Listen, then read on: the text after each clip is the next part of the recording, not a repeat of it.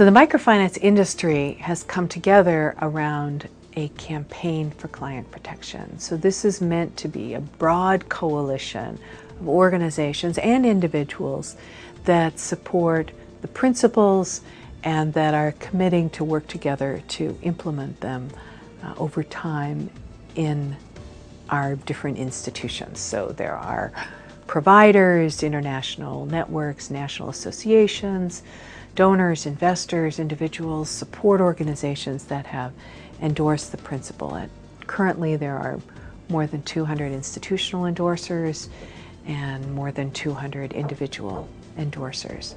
And the campaign is basically seeking to improve client protection and to raise awareness about the issues and support a learning process across the industry.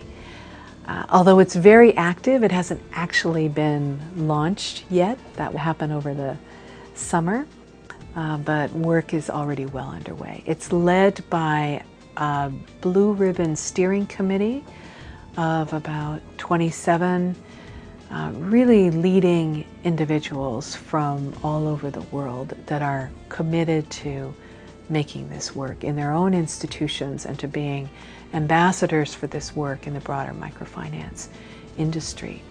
At the moment, the campaign is housed at the Center for Financial Inclusion at Accion International, which has provided the startup funding and staff support for this, and over time it's quite possible that it will spin off to be an independent organization. And at any rate, it's meant to work more as a coalition.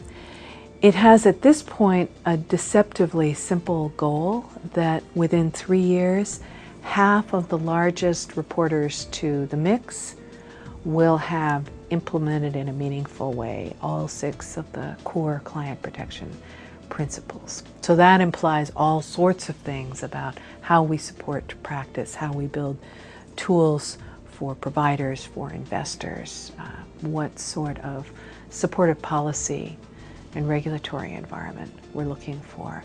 And at the moment we have a kind of a division of labor between Accion's Center for Financial Inclusion and CGAP, where we're facilitating work with investors, donors, and the policy community. And the center is facilitating work with providers, networks, associations, and support organizations. For all participants in the microfinance sector, we need to approach this in a very exploratory way. We don't know all the answers. Let's start to get the issues out on the table. We need to approach these protections in a very sensitive way so that we're not cutting off access so as to protect people. Because if low-income people lose their access to services because it becomes just too expensive to serve them, that's not really protecting them. So I want to stress that we're at an exploratory stage, but there are resources for providers that are looking to improve their practices. In about a month or so, the Beyond Codes project of the Center for Financial Inclusion at Accion International will be coming out with a detailed self-diagnostic tool. This is a really deep tool that lets microfinance institutions, boards, managers, and line staff delve deeply into each of the 6 principles and to see how their policies, their procedures, their incentive system, their staff training, how it stacks up against better practices or reasonable practices that have been identified over the last 6 months by Beyond Codes. Now, there's already a resource available to providers that comes out of this Beyond Codes process, and that's the MIX module. The new MIX Social Performance Report has a module specifically on social responsibility to clients, and it's organized around each of the 6 principles, and it has a checkbox of perhaps the most important or the good starting points for MFIs that are trying to improve their practices. So, for instance, on the issue of avoiding over-indebtedness, it has quite concrete things to check in your loan policies and your loan officer incentives and very specific things around collections, procedures, data treatment, and so on. So that's a resource for providers.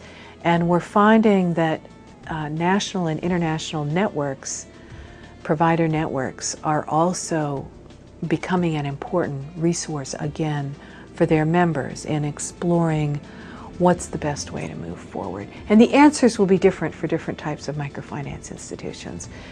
A large commercial lender is going to take a different approach than a member-owned, a smaller member-owned financial cooperative.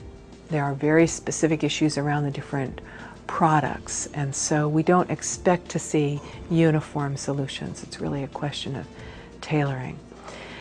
Now, when we looked at why client protection hadn't really gotten enough traction, despite the efforts over the last 5 to 7 years of providers and their networks to develop codes of conduct, a central issue that emerged was lack of incentives to actually implement.